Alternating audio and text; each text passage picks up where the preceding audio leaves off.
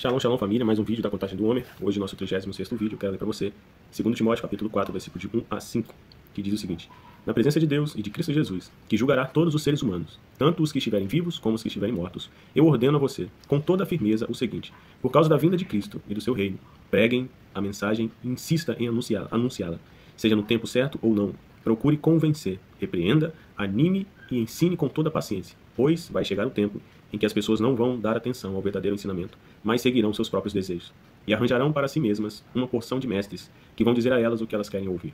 Essas pessoas deixarão de ouvir a verdade para dar atenção às lendas. Mas você, seja moderado em todas as situações, suporte o sofrimento, faça o trabalho de um pregador do evangelho, e cumpra bem o seu dever de servo de Deus.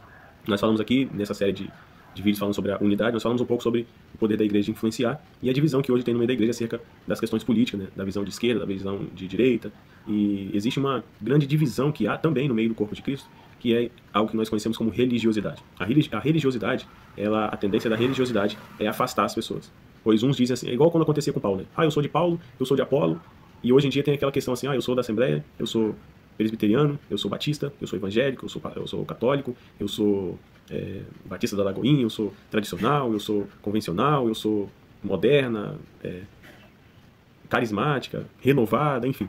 E aí o que acontece? Cada um numa visão, cada um na sua posição, cada um na sua escolha e principalmente defesa. A defesa da sua visão, pois muitos defendem a bandeira, muitos defendem o pastor, a liderança, muitos defendem a visão, ao invés de defender o reino. Então, a religiosidade, por mais que o original da palavra religião seja religar e nos conectar novamente ao Pai, no fundo, quando há um distúrbio de entendimento do poder da unidade que nos impede de entender a visão de reino, essa religião ou a religiosidade acaba trazendo divisão no meio do povo, no meio da igreja do Senhor.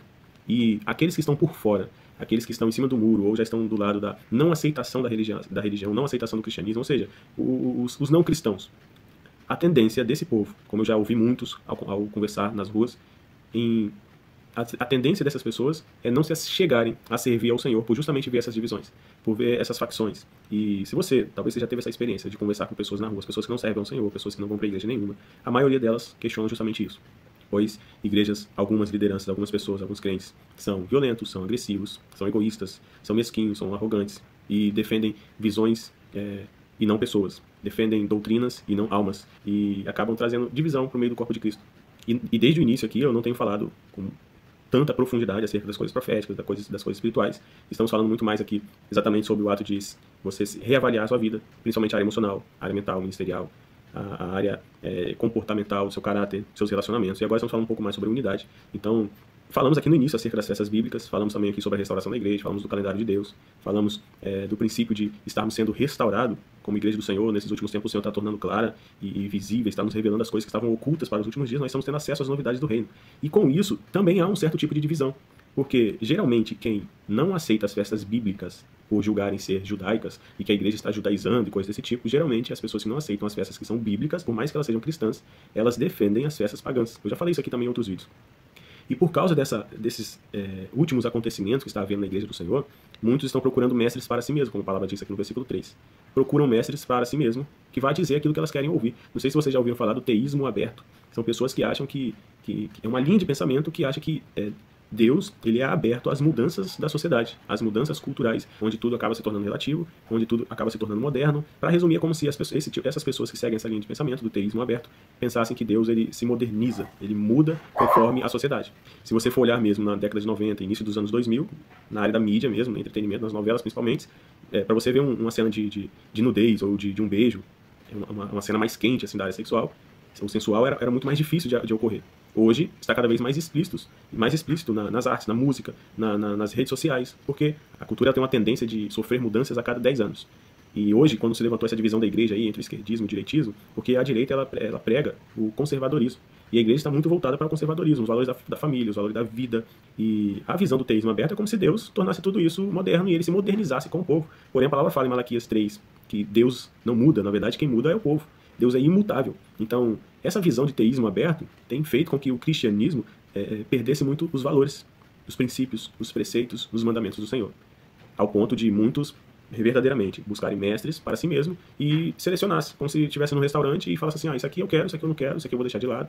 Então, muitos, por causa disso também, perderam o hábito de congregar, estão vivendo em casa, sem estar debaixo de nenhuma cobertura espiritual, sem estar congregando nenhuma igreja, assim, vamos falar, templo físico, sem estar em comunhão com o corpo de Cristo, e ainda tem o hábito de abrir nas redes sociais e exercer influência sobre outras pessoas, contaminando as pessoas pelo que fala dos traumas, das feridas que sofreu com lideranças, no meio de igrejas, com ministérios, com as visões ministeriais, com as doutrinas congregacionais. As pessoas saem feridas dessa vida e hoje, com o acesso que tem às redes, elas vão lá e falam o que acham, falam o que pensam, falam o que desejam, e muitas pessoas são influenciadas porque procuraram pessoas que falam aquilo que elas querem e acharam pessoas que falam aquilo que elas querem ouvir. E com isso, os princípios, verdadeiros princípios do Evangelho, estão sendo deixados de lado, estão sendo desvalorizados. E o que isso acaba acometendo é justamente a divisão no meio da igreja, onde cada um busca viver por si, onde cada um vive desengrejado da maneira que achar melhor, onde muitos vivem a bastardia espiritual, ainda que inconscientemente, é como se fossem filhos bastardos, não participantes da Assembleia do Senhor. E um dos princípios que a gente precisa discernir, entender, compreender e viver verdadeiramente acerca disso é que a unidade, ela preserva a aliança com Deus. Por isso que a contagem do homem é necessária para cada um de nós que estamos, cada um que se encontra afastado do caminho do Senhor.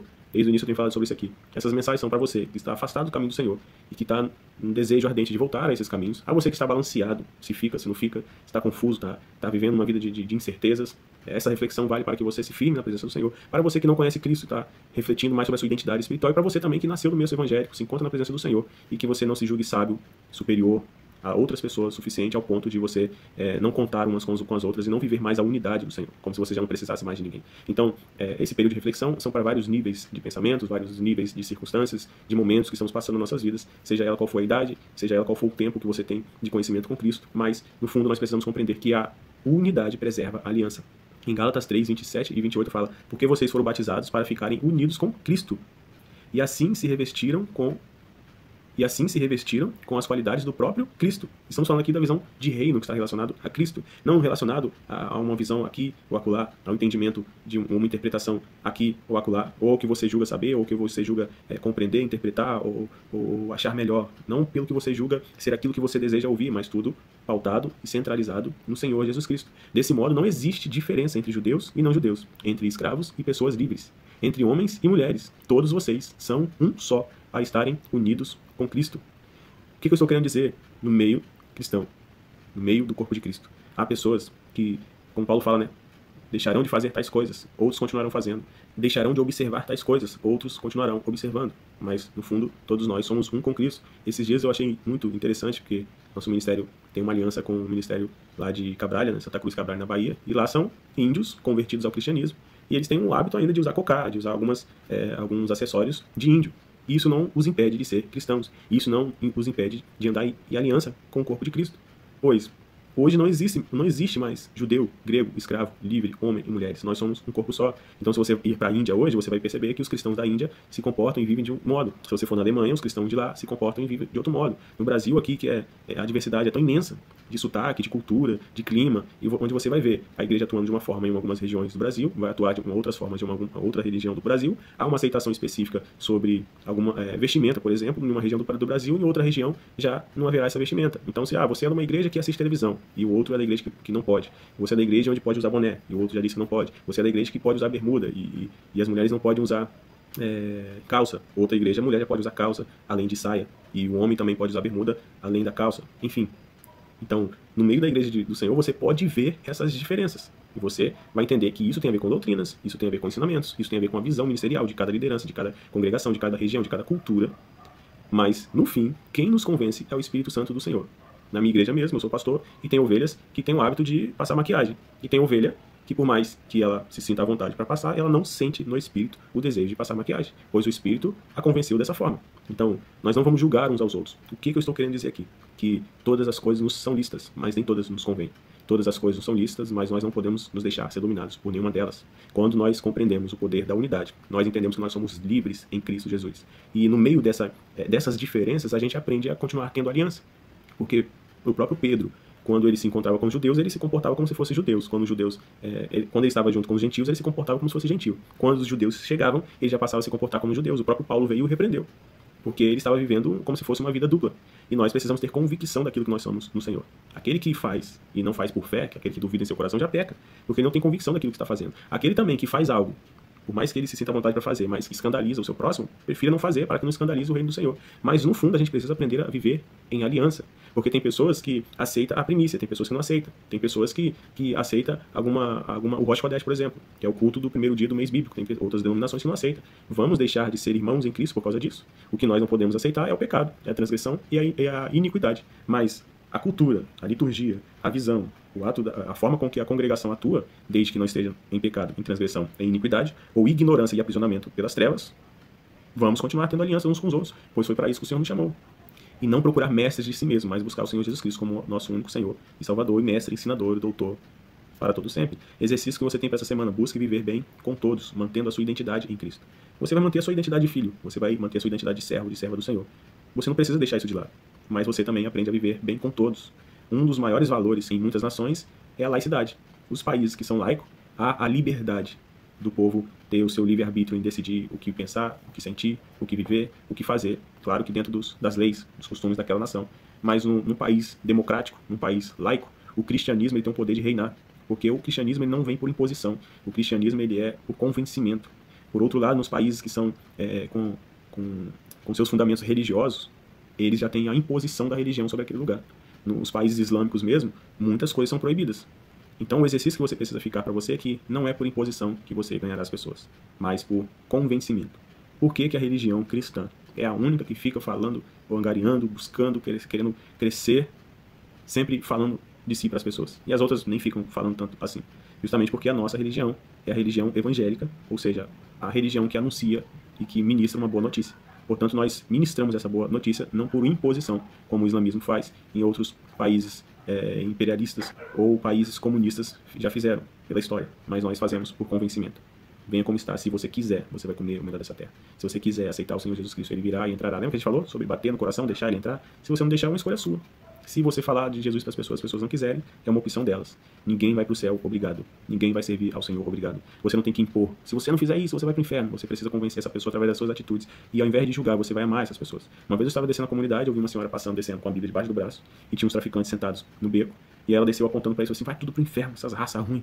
Não quer saber de Jesus, vai tudo descer para as profundezas.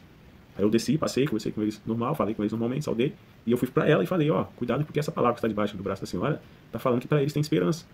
Ela: mas essas pragas aí não prestam ninguém não.